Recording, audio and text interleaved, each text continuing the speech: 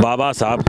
का सपना अधूरा अखिलेश यादव करेंगे पूरा। सहारनपुर का गौरव इस बात के साथ बढ़ाने की प्रयास किया है कि सहारनपुर की आवाज़ के रूप में हमने उत्तर प्रदेश की विधानसभा की 2 बार अध्यक्षता भी की है। की बात हो, वो तमाम लोग इस समय परेशान हाल सड़कों पर हैं और इसलिए इन तमाम मुद्दों को लेकर, सबसे महंगी बिजली का देना, किस तरह से तेल का भाव, सरसों के तेल का कहाँ 60 रुपये से लेकर 200 रुपये से ज़्यादा 250 रुपये के करीब हो गया, 100 रुपये का पेट्रोल और डीजल, किस तरह से लोग अपना वाहन का इस्तेमाल कर पा रहे होंगे। इनके दौर में गैर बराबरी और ज़्यादा बढ़ी है। केवल 1% लोग हैं जो बड़े कॉर्पोरेट सेक्टर के लोग हैं, उनके पास इस समय 73% संपदा का कब्जा है। इसी मुद्दों के आधार पर करेंगे कि जो बेरोजगारी की समस्या है, जो महंगाई की समस्या है, जिस तरह से किसान की आय दुगनी करने का इन्होंने वायदा किया था, लागत दुगनी हो गई परंतु आय आधी हो गई। तब राम मनोहर लोहिया जी चाहते थे कि बाबा साहब और वो एक पार्टी में रहकर दलितों और पिछड़ों की शोषित जनता की लड़ाई को लड़ने के लिए कॉमन फ्रंट बनाने का काम। फिर दोबारा 1992 में मंडल और कमंडल की इस लड़ाई में नेताजी ने सजगता के साथ उस बात को उठाकर मान्यवर काशीराम जी के साथ गठबंधन किया और मान्यवर काशीराम जी के साथ गठबंधन कर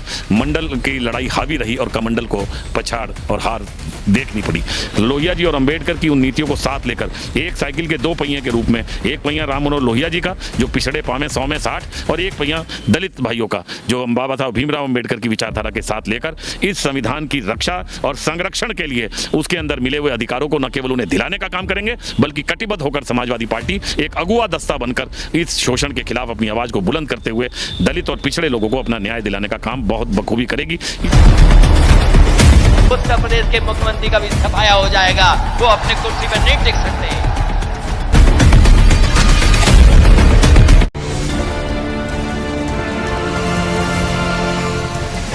दोस्तों नमस्कार, एसआरई न्यूज से मैं मनीष कुमार।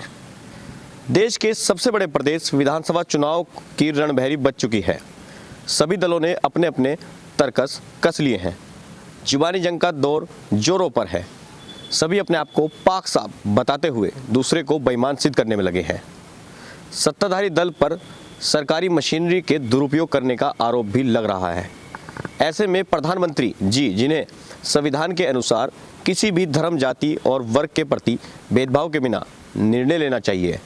इसीलिए कहा जाता है कि प्रधानमंत्री किसी पार्टी का नहीं बल्कि देश के प्रत्येक नागरिक का होता है। वो प्रधानमंत्री आज सरकारी दौरे के बहाने खुल्लम खुल्ला भाजपा का चुनाव प्रचार कर रहा है। यही नहीं, योगी जी को उपयोगी साबित करने पर तुला है। ऐसा भी नहीं यह पहली दफ़ा हो रहा है। खैर, आज हम चुनावी माहौल को लेकर बात करेंगे पश्चिमी उत्तर प्रदेश के जनपद सहारनपुर की नगर सीट पर वर्तमान विधायक संजय गर्ग जी, जो कि वर्तमान में समाजवादी पार्टी के सहारनपुर से विधायक हैं। नमस्कार संजय गर्ग जी। नमस्कार, बहुत बहुत स्वागत है आपका। धन्यवाद। विधायक जी, लखीमपुर खीरी में देश के गृह मंत्री के पुत्र किसानों को कुचलकर निर्मम हत्या करना, कोरोना प्रबंधन में यूपी सरकार की पूर्णतः विफलता, गंगा में बहती लाशें, फेक एनकाउंटर में अव्वल, बेरोजगारी और कुपोषण के अंतिम पायदान वाली योगी सरकार की प्रशंसा करते हुए प्रधानमंत्री जी आज योगी जी को उपयोगी बता रहे हैं। आपका इस बारे में क्या कहना है? देखिए जी, Yogi ji Uttar Pradesh plus Yogi equal to उपयोगी, जो बात प्रधानमंत्री जी ने कही है वास्तविकता उससे उलट है। जनता इस बात को समझ चुकी है और भुगत चुकी है और वो देख रही है। लखीमपुर में किसानों के ऊपर जो गाड़ी चढ़ाई गई, गृह राज्य मंत्री के बेटे ने, शुरू में उसे नकारने की कोशिश की गई, तथ्यों के साथ तोड़ने मरोड़ने की कोशिश की गई। सुप्रीम कोर्ट के आदेश के बाद एसआईटी बैठी और एसआईटी ने दूध का दूध पानी का पानी साफ कर दिया और उन्होंने कहा कि इसके पीछे सुनियोजित षड्यंत्र है। अब सुनियोजित षड्यंत्र में केवल गृह राज्य मंत्री का बेटा ही शामिल नहीं है, उस षड्यंत्र में कौन कौन लोग शामिल हैं। तो साफ आरोप लगता है कि उस षड्यंत्र में निश्चित रूप से वर्तमान केंद्रीय मंत्रिमंडल और देश के और प्रदेश के प्रभावी लोगों का, उन लोगों का जो किसान आंदोलन को आंदोलनजीवी बता रहे थे, जो किसान आंदोलन को खालिस्तानी बता रहे थे, जो किसानों को ये तो किसान ही नहीं है कहने में हिचकिचाहट नहीं रखते थे, जो किसानों को नक्सलवादी बताने की कोशिश करने का काम कर रहे थे, वो तमाम लोग चाहते थे कि किस तरह से किसान आंदोलन को कुचलने का काम किया जा सके। और कुचलने की नीति के तहत जो ये षड्यंत्र हुआ उसमें किसान ही नहीं बल्कि हमारी पिछड़ी जाति का एक नौजवान पत्रकार रमन कश्यप, वो जब इस बात की वीडियो बना रहा था तो वो वीडियो के तथ्यों को मिटाने के लिए उसके ऊपर भी गाड़ी चढ़ाने का काम कोशिश की गई। वो गाड़ी से गिर गया, गिरने के बाद वो दौड़ा, तो दौड़ने के बाद उसको भी गोली मार दी गई और उसने कोई भी प्राण पखेरु उड़ गए। ये जो पत्रकारिता के साथ ये जो हिचकिचाहट और ये जिस तरह की दादागिरी और गुंडागर्दी कर किसान आंदोलन को दबाने की साजिश थी, निश्चित रूप से ये वर्तमान सरकार का संवेदनहीन रवैया है। और ये संवेदनहीन रवैया किसान आंदोलन में बाद में इन्हें खुद जब इनकी जमीन खिसकती हुई दिखाई दी तब इन्होंने इसके 3 कृषि बिल वापस लेने का काम किया। अगर ये कृषि बिल पहले ही वापस हो जाते तो 12 महीने से भी ज़्यादा चलने वाली ये हड़ताल और जिसमें 700 से ज़्यादा किसान शहीद हो गए हों, निश्चित रूप से उसे हम रोक सकते थे और उनके नुकसानात को रोक सकते थे। परंतु उस सब के अलावा कोरोना के कार्यकाल में बिना ऑक्सीजन के अगर जान देने की बात रही हो या कोरोना के अपने परिजनों को मर्यादित रूप में को लोग अंतिम संस्कार भी ना कर पाए हों और गंगा में बहती हुई लाशें जो पूरी दुनिया ने देखने का काम किया हो, और उस सब के अलावा जो बेरोजगारी इस समय चरमोत्कर्ष पर है वो भारतीय जनता पार्टी की गलत आर्थिक नीतियों का प्रतिफल है। हम उसे का ठीकरा अपनी किस्मत या अपने पास्ट या अपने किए गए कर्मों पे नहीं डाल सकते। ये एक वैज्ञानिक युग में निश्चित रूप से हर आदमी इस बात का एहसास करता है कि नोटबंदी से लेकर विसंगतिपूर्ण जीएसटी और उसके बाद अनियंत्रित लॉकडाउन में जिस तरह से अंधविश्वास को बढ़ावा देने की कोशिश की गई, जिस तरह से थाली बजवाने का काम किया गया, जिस तरह से दिया जलाकर कोरोना के उसे भगाने की कोशिश करने का काम किया गया, ये तमाम चीज़ें इस बात को थी जो लोगों के अंदर अंधविश्वास बढ़ाने वाली थी। परंतु इन्होंने लोगों की समस्याओं को और ज़्यादा बढ़ाने का काम किया और इन तमाम चीज़ों से ये बात का प्रतिफल सामने निकलता है कि केंद्र की और भारतीय जनता पार्टी की सरकार लोगों की जो बुनियादी मसाइल हैं उनसे दूर और बचना चाहती है। उसके लिए बेरोजगारी बढ़े तो कोई फिक्र नहीं, उसके लिए महंगाई बढ़े तो कोई फिक्र नहीं, उसके लिए लोगों को उनकी बुनियादी ज़रूरतें पूरा हों ना हो इस बात की कोई फिक्र नहीं। इसकी फिक्र अगर है तो केवल लोगों का ध्यान बांटने में है। लोग बुनियादी समस्याओं के लिए अपनी आवाज़ ना उठा सकें, उन्हें धर्म का आधार पर, नफरत के आधार पर एक दूसरे का खौफ दिखाकर बांटने की साजिश करने का काम करना चाहते हैं। परंतु वर्तमान में तमाम लोग इस बात के लिए सचेत हैं, सजग हैं। लोकतंत्र में अपने संविधान को बचाने के लिए, अपनी बुनियादी समस्याओं के लिए जो बाबा साहब भीमराव अंबेडकर ने एक संविधान और दस्तूर दिया था, जिस रास्ते पर चलकर हिंदुस्तान तरक्की के रास्ते पर चल सकता था, आज उस दस्तूर को खतरा है। इसलिए लोग इस बात का जवाब आने वाले 2022 के चुनाव में अवश्य देंगे। विधायक जी, विधायक उस सदन का सदस्य होता है जहां प्रदेश का भविष्य तय होता है, जहां जन कल्याण की योजनाओं का निर्धारण होता है। विधायक के रूप में आपके द्वारा जनहित में किए गए कार्य एवं प्रदेश में सामाजिक, आर्थिक एवं विकास के लिए विधानसभा में जो उठाए गए सवाल है उसके बारे में जरा हमारे दर्शकों को बताइए। देखिए, मैं केवल इतनी बात कह सकता हूं कि एक जनप्रतिनिधि की मुख्य जिम्मेदारी अपने क्षेत्र, अपने जनपद और अपने प्रदेश की समस्याओं को समुचित स्तर पर यानी कि विधानसभा के मंच पर उठाकर उस बहस मुबासे में अपनी हिस्सेदारी की मुख्य भूमिका निभाने की होती है। मैं अपने आप में इस बात के लिए संतुष्ट हूँ कि मैंने अपने क्षेत्र की, अपने जनपद की और अपने प्रदेश की कोई समस्या ऐसी नहीं है जिसकी एक सशक्त आवाज़ सहारनपुर के रूप में कर वहां पर अपने पक्ष को और अपने क्षेत्र के पक्ष को रखने का काम ना किया हो। बहुत सारी चीज़ों में मुझे उसमें कामयाबी भी मिली। सत्र शुरू होते ही सबसे पहले मेरा संकल्प था सहारनपुर के विश्वविद्यालय की स्थापना का। विपक्ष की भूमिका में हमने उस संकल्प को रखा, संकल्प पास हुआ और सहारनपुर में विश्वविद्यालय की स्थापना ज्ञान कमीशन की रिपोर्ट के अनुरूप हर मंडल में एक विश्वविद्यालय होना चाहिए, इस बात को माना गया और इस बात के अनुरूप ये काम हुआ। और इसी तरह भूमिगत जल लगातार नीचे जा रहा था। हसनपुर चुंगी से पहले एक तालाब था, जिस तालाब और जोहड़ को हम बचपन से देख रहे थे। अचानक एक दिन हमें दिखाई दिया और पता चला, हमने तमाम अधिकारियों से भी संपर्क करा कि वहां पर कमिश्नर आवास बनने जा रहा है। कमिश्नर साहब ने उसका शिलान्यास भी कर दिया था। हमारे बार बार कहने के बावजूद उस बात को रोका नहीं गया। हमने विधानसभा में उस प्रश्न को उठाकर सरकार को मजबूर किया इस बात के लिए कि सुप्रीम कोर्ट और हाई कोर्ट ने इंचलाल तिवारी केस में इस बात के लिए निर्देशित किया है कि किसी भी रूप में अगर कहीं किसी तालाब पर कब्जा किया जा रहा है तो चूंकि भूमिगत जल लगातार नीचे जा रहा है, ऐसे में उस कब्जों को हटाया जाए। और ये ड्राइव भी हर सत्र में चलाने का काम सरकारों के द्वारा, प्रशासन के द्वारा किया जाता है। ऐसे में प्रशासन ही अगर खुद कब्जा करने का काम करेगा तो निहायत उससे ज़्यादा और कोई मैं समझता हूँ कि अनैतिक काम नहीं हो सकता। और हमें खुशी है कि हमने विधानसभा में सवाल उठाकर उस बात को रुकवाया और वहाँ अब हमारी कोशिश रहेगी कि खूबसूरत वाटर बॉडी के रूप में शहर के लोगों को वो अपने बीच में, आबादी के बीच में किस तरह का सौम्य वातावरण मिलकर उसे हम विकसित करने का काम कर सकें। और इसी तरह से चाहे बाईपास आवास की बात हो, चाहे पाँवधोई नदी के ऊपर पुलों के निर्माण की बात हो, खुमरान पुल की, चतरा पुल की और तमाम पुलों के निर्माण की बात हो, चाहे हमारे जो हेल्थ के सवालात हैं उनको लेकर सवाल खड़े करने की बात हो, प्राथमिक शिक्षा की गुणवत्ता को लेकर उठने वाले सवालात हों, या ट्रांसपोर्ट नगर के साथ साथ हमारे जो शहर के बीच में बस अड्डे हैं उन्हें बाहर ले जाने के, स्थानांतरित करने के सवालात रहे हों, या वायु प्रदूषण, ध्वनि प्रदूषण, या जो हमारे जो दूसरे इस टाइप्स के मुतालिक जो हमारे अधिकार में आने चाहिए उन प्रदूषण को, बढ़ते हुए प्रदूषण को रोकने का सवाल हो, काली नदी में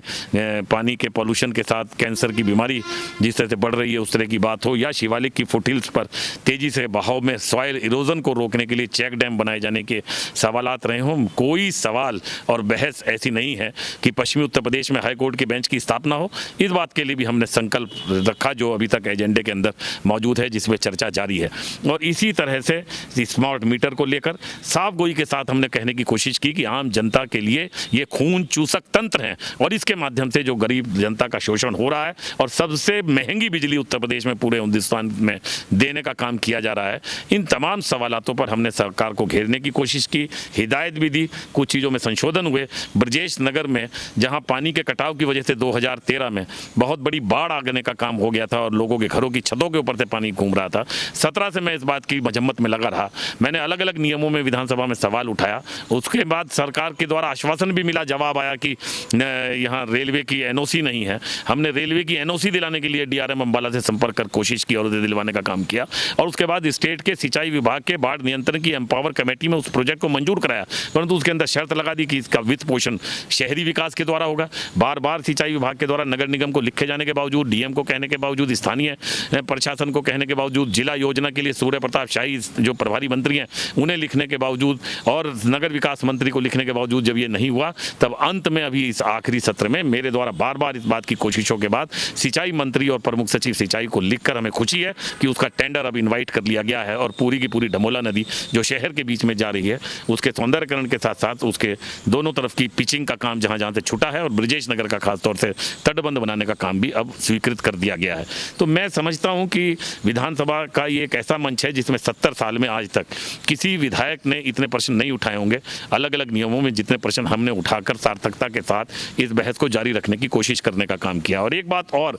जो मुझे संतोष प्रदान करती है वो इस बात के साथ कि मैंने सहारनपुर का गौरव इस बात के साथ बढ़ाने की प्रयास किया है कि सहारनपुर की आवाज़ के रूप में हमने उत्तर प्रदेश की विधानसभा की 2 बार अध्यक्षता भी की है, और अध्यक्षता कर जो विधानसभा के संचालन करने का गौरव हासिल हुआ, निश्चित रूप से उससे पूरे सहारनपुर का गौरव बढ़ा है। और मैं उम्मीद करता हूं कि एक सशक्त आवाज़ बनकर सहारनपुर की हमने विधानसभा में हमेशा अपनी बात को रखने की कोशिश की है।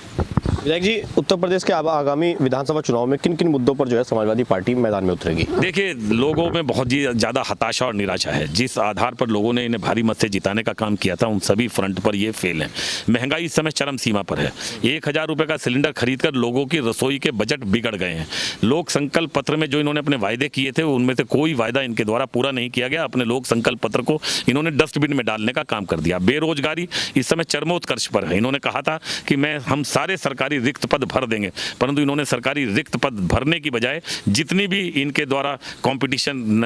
रिक्तियों को भरने के लिए हुए उन सभी में धीरे धीरे एक एक कर पेपर लीक होते गए और सब बंडल बंद होते गए और कोई नियुक्ति होने का काम नहीं हुआ। 59,000 शिक्षक जो टीईटी, बीएड, बीपीएड पास थे, जिनके लिए कोर्ट ने भी कहा कि इनका समायोजन किया जाना चाहिए, उनका न केवल समायोजन किया गया बल्कि उनके साथ आरक्षण में भी भयंकर तरह से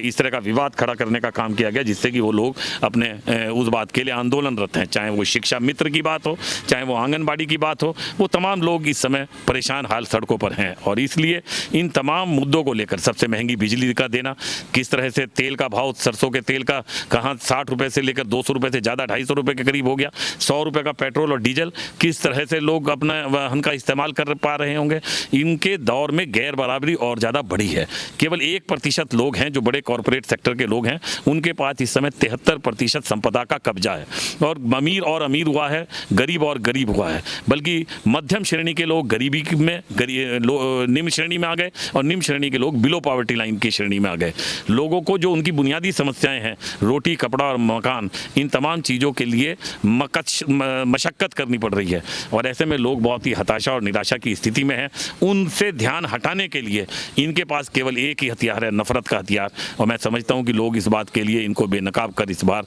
चुनाव में अपना जवाब देने का काम इसी बुंदों के आधार पर करेंगे कि जो बेरोजगारी की समस्या है, जो महंगाई की समस्या है, जिस तरह से किसान की आय दुगनी करने का इन्होंने वायदा किया था, लागत दुगनी हो गई परंतु आय आधी हो गई। उनकी MSP पे ना धान बिका, ना ही सरसों का तेल बिका, ना ही कोई और दूसरा बिका। गन्ने का किसान स्वामीनाथन रिपोर्ट के और इंतजार करने का साथ साथ बकाये पर ब्याज की बात कर रहा था, पर बकाये पे ब्याज क्या मिलता, पिछले ही वित्तीय वर्ष का कई हजार करोड़ रुपए अभी तक बकाया है। इन तमाम स्थितियों से लोगों में बहुत ज़्यादा परेशानी है। खाद का दाम कम ना करते हुए खाद के कट्टे में से 5 किलो खाद चुराने का काम इन्होंने जिस तरह से किया है, ये तमाम चीज़ें, चाहे वो नौजवान हों, चाहे वो महिलाएं हों, जो अनुभव लोगों का है, जिस तरह से हाथरस में एक दलित महिला का पेट्रोल डलाकर रात को 12 बजे, आप हिंदू बनते हैं, सूर्यास्त के बाद आपको भी पता था कि इस तरह से अंत्येष्टि नहीं हो सकती, परंतु परिवार के लोगों को धोखा कर तथ्यों को मिटाने के लिए आपने हाथरस में एक दलित महिला को पेट्रोल जलाकर रात के 12 बजे जिस तरह से जलाने का काम किया, निश्चित रूप से उस बात ने रोंगटे खड़े करने का काम किया है और लोग उस बात का बदला लेने के लिए उतारू हैं। और मुझे पूर्ण विश्वास है और मुझे दिख रहा है कि इस तरह का जन समर्थन वो तमाम लोग किसी भी रूप में अब समाजवादी पार्टी को वोट देकर न्याय की लड़ाई को लड़ना चाहते हैं। दलित समाज की अगर बात करें, दलित समाज जो कभी बसपा का वोट हुआ करता था, आज इस उम्मीद के साथ वो अखिलेश के साथ खड़ा दिखाई दे रहा है कि समाजवादी पार्टी की सत्ता आने के बाद दलित समाज की सामाजिक सुरक्षा एवं आर्थिक विकास सुनिश्चित हो सकता है। समाजवादी पार्टी में दलित हितों का क्या क्या योजनाएं रहेंगी? देखिए, बाबा साहब का सपना अधूरा अखिलेश यादव करेंगे पूरा। ये बात बिल्कुल पूर्णतया अखिलेश जी ने अपने कार्यक्रमों के जरिए सिद्ध करने की कोशिश करने का काम किया।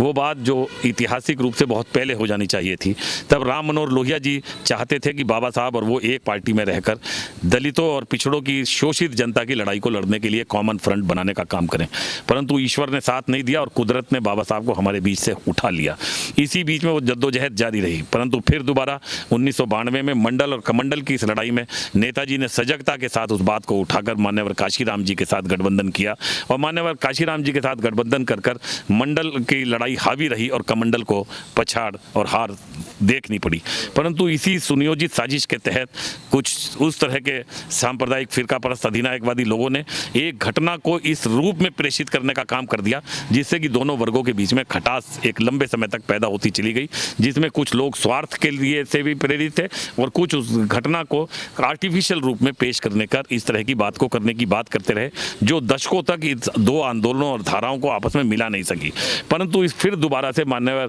अखिलेश यादव जी ने इस बात की कोशिशों को जारी रखने का काम 2019 के पार्लियामेंट के चुनाव में किया, जब उन्होंने बहन कुमारी मायावती जी के सामने सरेंडर कर बसपा और सपा का समझौता कर लोगों के सामने एक अचंभा पैदा कर दिया। लोग ये उम्मीद नहीं कर रहे थे और सभी लोग इस बात के लिए उत्साहित थे कि निश्चित रूप से ये एक ऐसा गठबंधन है जो आगे चलकर एक बड़े रूप में अपनी भूमिका अदा करने का काम करेगा। परंतु तब भावनाओं का खिलवाड़ कर पुलवामा जैसी एक घटना को घटित कर इन लोगों ने फिर दोबारा अपने इस गेम को ट्विस्ट करने का काम किया। बहुजन समाज पार्टी जिसका कोई सांसद नहीं था 10 सांसद जिता पाई, परंतु समाजवादी पार्टी को कोई फायदा नहीं हुआ और वो अपनी 5 की संख्या पर ही सीमित रहने के लिए मजबूर कर दी गई। पर उस सब के बावजूद ये गठबंधन चूंकि एक सामाजिक जरूरत थी, ये गठबंधन एक कॉमन शोषित समाज के लिए शोषण के खिलाफ था। अगर ये गठबंधन जारी रहता तो नई ऊर्जा के साथ इसके ताकत अब असेंबली के चुनाव में सामने आती। अचानक एक दिन सभी लोगों को सुनना पड़ा कि बहन कुमारी मायावती जी के द्वारा कि ये गठबंधन तोड़ दिया गया। लोगों को बहुत ज़्यादा हताशा और निराशा हुई कि ये गठबंधन हुआ था। सामाजिक लेवल पे भी लोगों ने अपने आपस में मिलना जुलना शुरू किया था और उस आधार पर शोषणकर्ता लोगों की पहचान कर एक आवाज़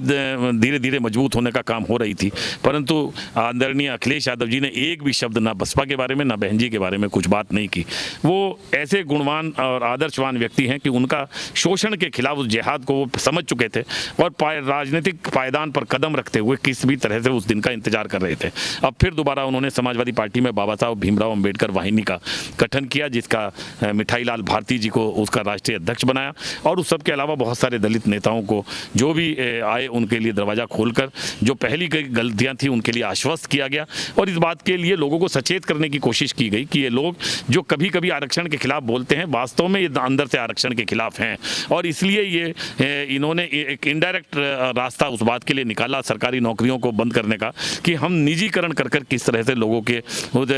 रास्तों को बंद करने का काम कर दें। मान्यवर अखिलेश यादव जी निश्चित रूप से लोहिया जी और अंबेडकर की उन नीतियों को साथ लेकर एक साइकिल के दो पहिए के रूप में, एक पहिया राम मनोहर लोहिया जी का जो पिछड़े पावे 100 में 60, और एक पहिया दलित भाइयों का जो बाबा साहब भीमराव अंबेडकर की विचारधारा के साथ लेकर इस संविधान की रक्षा और संरक्षण के लिए उसके अंदर मिले हुए अधिकारों को न केवल उन्हें दिलाने का काम करेंगे बल्कि कटिबद्ध होकर समाजवादी पार्टी एक अगुआ दस्ता बनकर इस शोषण के खिलाफ अपनी आवाज को बुलंद करते हुए दलित और पिछड़े लोगों को अपना न्याय दिलाने का काम बहुत बखूबी करेगी। इसीलिए उन्होंने कहा है कि हम जातियों की जनगणना हर जाति के आधार पर करना चाहते हैं, जिससे लोगों के बाद में दूध का दूध पानी का पानी साफ हो सके, जिसकी जितनी संख्या उसकी उतनी भागीदारी, ये बात को सुनिश्चित करने का काम आगे आने वाले दौर में किया जा सके। 70 साल में जो बातें नहीं हो सकी उन्हें आगामी दिनों में हम किस तरह से कर सकें, इस बात के लिए एक परिवर्तन की जरूरत है, और उस बात की खुशबू पूरे समाज में फैल रही है। और मैं समझता हूं कि दलित समाज के लोगों में भी ये विश्वास बढ़ रहा है कि कौन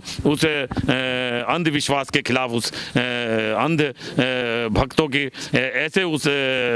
सपने को जो नाजायज रूप में एक अनावश्यक रूप से लोगों के सामने पेश करने की कोशिश करने का काम किया गया है, उसमें इस शोषण को मुख्य धारा से अलग करने का काम हम किस तरह से कर सकें और शोषित जनता को न्याय दिला सकें। समाजवादी पार्टी उसके लिए कटिबद्ध है और उन्हें न्याय दिलाने का काम आगे आने वाले दिनों में करेगी। देखिए, आखिरी सवाल आपसे, समाजवादी पार्टी का निजीकरण के मुद्दे पर क्या रुख रहेगा? क्या निजीकरण होना चाहिए या नहीं? मैंने आपसे पहले भी ये बात कही है कि निजीकरण कर आरक्षण के दरवाजों को बंद करने की कोशिश करने का काम ही वर्तमान सरकार का नहीं है, बल्कि जितने भी पब्लिक सेक्टर के इदारे पिछली सरकारों के द्वारा जनता की गाढ़ी कमाई से चेक एंड बैलेंस के लिए एक मिश्रित अर्थव्यवस्था को कर बनाए गए थे, उन तमाम पब्लिक सेक्टर को बेचने की साजिश करने का काम जिस तरह से वर्तमान सरकार ने किया है, और वो भी केवल कुछ चंद पूंजीपतियों को, जो कि अडानी और अंबानी जी को अगर हम विशेष देखें, जो इनसे लगाव रखते हैं, सारे के सारे हवाई अड्डे जिस तरह से देने की साजिश अडानी जी को दी गई, सारी मिनरल की खाने अडानी जी को दी गई, पानी के जहाज के तमाम अड्डे देने का काम कर दिया गया। एग्रीकल्चरल इकोनॉमी उन्हें ट्रांसफर करने के लिए 3 एग्रीकल्चरल बिल लाए गए, बिल बाद में बने, उससे पहले उनके साइलो के नाम से गोदाम हरियाणा, पंजाब और पश्चिमी उत्तर प्रदेश के अंदर बनकर खड़े हो गए, और उसी के साथ साथ जिस तरह से BSNL को बेचने की साजिश करने का काम, एयर इंडिया को बेचने की साजिश करने का काम, BHEL को बेचने की साजिश करने का काम, तमाम जो इदारों को बेचकर निजीकरण करने की साजिश करने का काम है, समाजवादी पार्टी उसका घोर विरोध करती है, और उसी के आधार पर एक मिश्रित अर्थव्यवस्था में चेक एंड बैलेंस के आधार पर उन चीज़ों को जिंदा रखकर हम समाज में किस तरह से सभी लोगों को साथ लेकर चलने का काम कर सकें, न्याय दिला सकें, और आरक्षण के जरिए हमारे भी पिछड़ी और दलित समाज के लोग डॉक्टर इंजीनियर बन सकें, वो भी प्रशासनिक अधिकारी बन सकें, उन्हें भी जिम्मेदारी का निर्वाह करते हुए अपने समाज का विकास करने का मौका मिल सके, उस बात का मौका उन तमाम तर लोगों को मिले। तो इसलिए समाजवादी पार्टी सैद्धांतिक रूप से इस बात के खिलाफ है, और जहां भी संभव होगा, जिस तरह से भी होगा, उन बातों को करने की कोशिश करेंगी। ये अभी हाल में जो छोटे इदारे उत्तर प्रदेश के हैं, उत्तर प्रदेश की सरकार ने उन्हें बेचने की कोशिश करने का काम किया है, बहुत सारे शिक्षण संस्थाओं को बेचने की कोशिश करने का काम किया जा रहा है, परंतु उन तमाम चीज़ों को समाजवादी पार्टी यदि सत्ता में आती है तो निश्चित रूप से सैद्धांतिक आधार पर विरोध करते हुए जनता के अधिकारों को संरक्षित करने का काम करेगी। तो हमारे साथ बातचीत करने के लिए जो है नगर विधायक संजय गर्ग जी मौजूद थे, जिन्होंने अपनी इन तमाम सवालों पर बातचीत रखी है। आपका इस बारे में क्या कहना है, ये कमेंट कीजिए, चैनल को सब्सक्राइब कर वीडियो को लाइक जरूर कीजिए। धन्यवाद।